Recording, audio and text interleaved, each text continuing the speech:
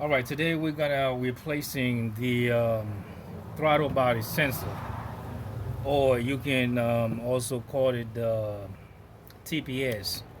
So the first question we're gonna try to find out why replacing the throttle body sensor. Is it because you have a code that says P2135, or there's another code you can have P0121, which a third one would be P0122. So all these three codes don't really tells you or confirm that your throttle body sensor is need to be replaced. Um, you have to scan the computer first. You hooked up. You gotta hook up the computer to a scanner, and the scanner will tell you exactly what's going on, what kind of information as far as codes the computer is receiving from your sensor. Don't just determine just because you get one of these codes and you're gonna replace the throttle body sensor and that's gonna fix your problem.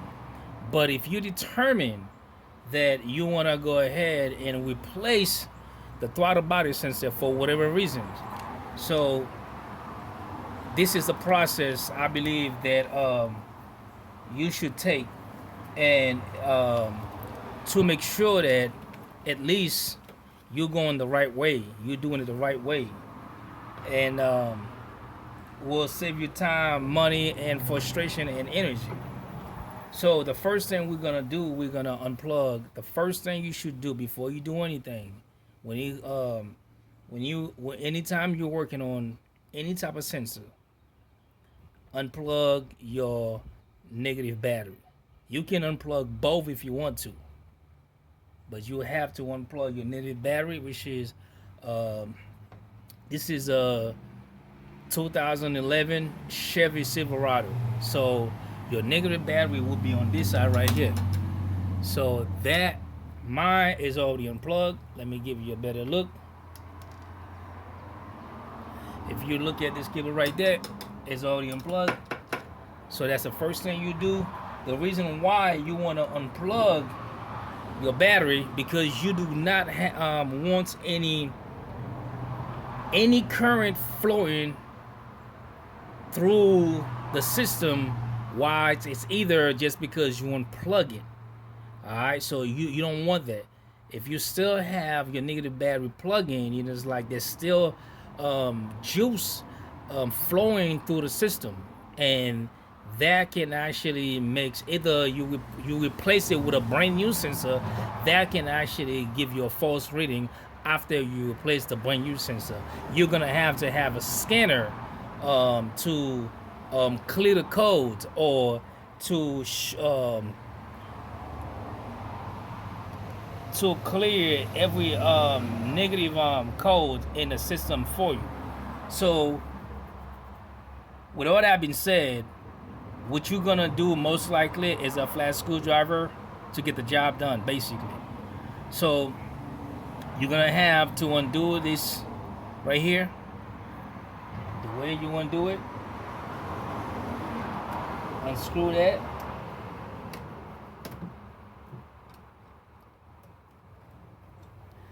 And you can pop this thing right now, or pop it before that. So basically, you just pop it open and pry this out. And the reason why you want to do that is because right here, you can just undo this. And over here, you want to unloose that.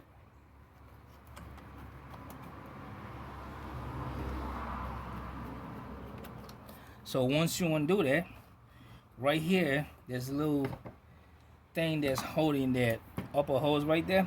You just unsnap that.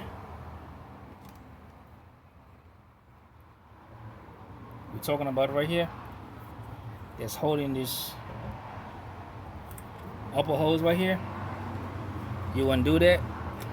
Just insert a screwdriver in between it and undo it. And once you get this side loose and that side loose, now all you have to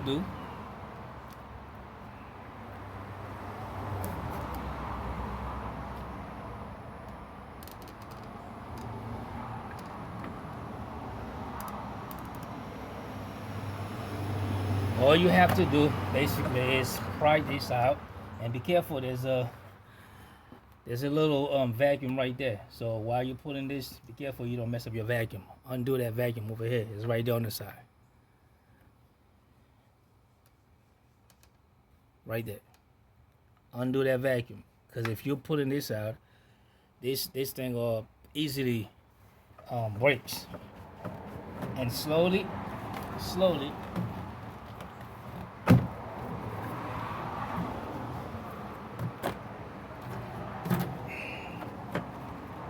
you remove this.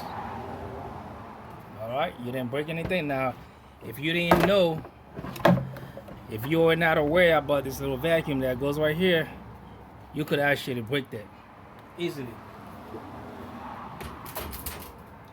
So you place that on the side. So now we in the sensor right there. So that's your sensor right here. Now you undo this, put it on the side, and this is where your flat screwdriver will come along. You just pry it. That's out. It's a little clip there holding it. Put that on the side. Second one out.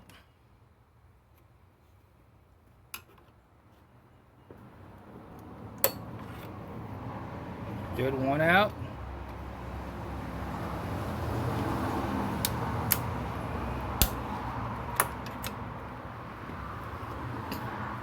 The fourth one.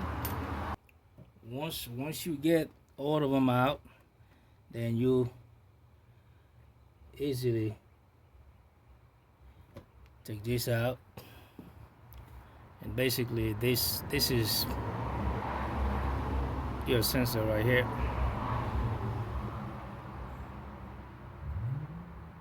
To replace that, that's if you're replacing with a new one, just get the new one before you replace with the new one. Make sure you clean inside here. You know, you can you can see mine's clean. I just clean it. All right, so make sure you clean that, because a lot of time there's a lot of debris that would be on that surface as far as the flapper right there. It's a good thing. I would suggest, don't just change the sensor, just clean that.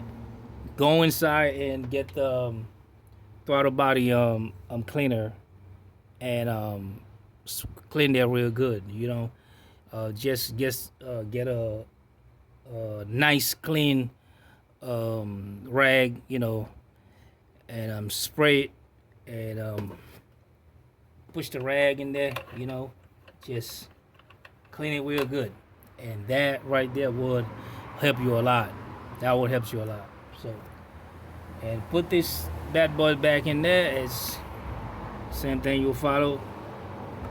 And, you know, whether you replace it with the new one or the old one, really doesn't matter. You follow the same way you take it out, the same way you put it back in.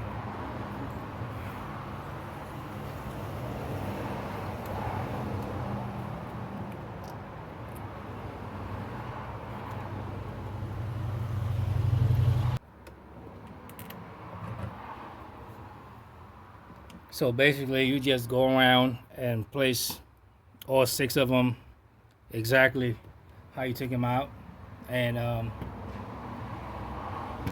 you put your connection. And after you're done there, you can. That's when you go ahead and plug your battery terminal back, and make sure, because a lot of time when you replacing sensors and by undo your battery terminal, whether it both negative and positive or just negative, I would say a good 85% of the time it will clear the code by itself, because as you were doing the job there was no current flowing through the system. So by replacing it, by putting it the same part, as long the part is good, you know, but it works better if you replacing it with a new part, because the code might still be in the old part even though you unplug the battery. But if the code is still in the old part, remember every sensor has a little chip, you know, computer chip, so it might be still in the chip. But if you're replacing it with a new part, 85% of the time, by replacing the negative terminal or either both, it would erase the code without you have to hook up a scanner, okay, or you know, whatever type of machine to clear the code. You can either do that, or if you have a scanner to clear the code, you can go ahead and do that. If not, just take it to your nearest AutoZone or whatever, you know, anything like that, you know, you can find and see if they can clear the code for you. But a lot of times, just replacing your sensor doesn't mean that it will fix your problem. So once you do that, again, go ahead, put your sensor back.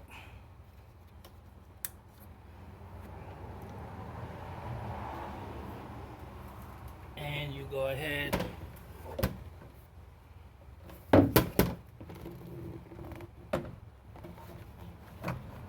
put that back, pull your all connection the way you found them. And you go ahead, you snap that. Make sure that snap good.